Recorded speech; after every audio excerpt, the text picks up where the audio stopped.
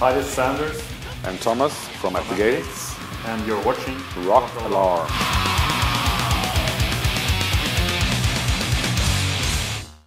Schönen guten Tag, liebe Zuschauer. Wir sitzen hier in Hamburg mit zu meiner Linken Anders Björler und Thomas Tomper-Lindberg von den großartigen At the Gates. Ende Februar erschien ihre erste DVD-Box The Flames of the End, die das Kapitel At the Gates zum rühmlichen Ende führt, und darüber sprechen wir heute. Hello guys, great to have you here.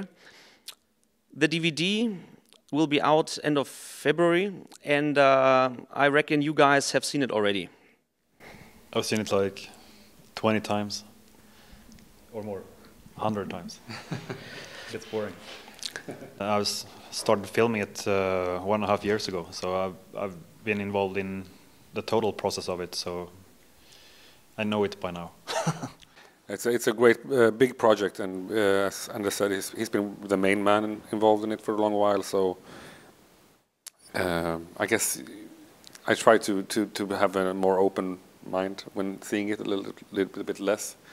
So I still find it intriguing still. The first viewing was me, Thomas, and Martin in Gothenburg, and that was a very rough sketch. I had like an outline draft that I showed in like April this year. And from April to August, I basically filmed almost every day.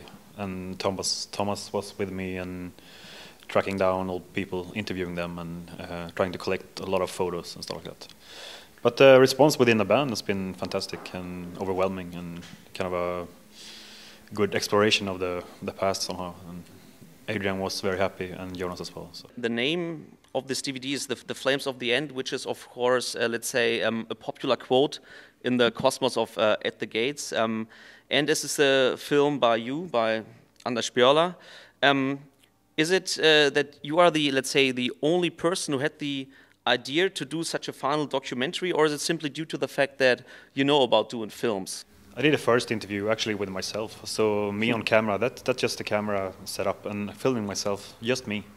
So it's very, very low budget in the beginning. I had no money whatsoever, because there were no money up front. Yes. We had no record label or anything, so the whole thing is done like for 300 euros or something. And then like the whole, during the summer that we actually did the reunion, we wanted to concentrate so much on the actual feeling of being there together as a band. So the actual filming was a lot of it was done afterwards. The real work was, when we were done with that, we could concentrate on the DVD. The subtitle of this documentary is Under a Certain Sun, the story of At the Gates. Why did you choose this particular song to be synonymous with the story of At the Gates?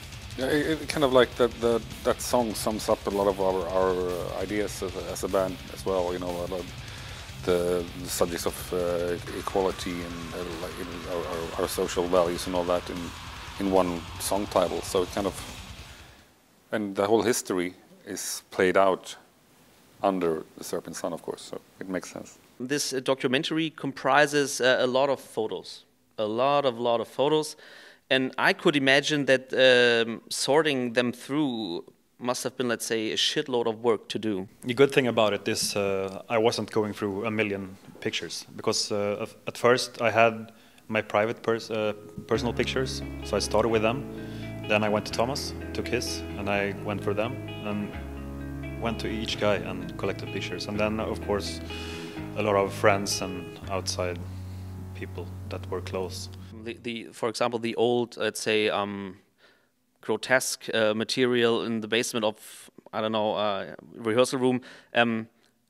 Did you know that I still have that, or was this, let's say, the treasure of a long search?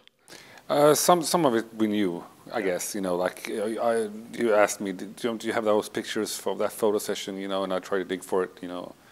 But some treasures were found that I didn't know about, at least. No.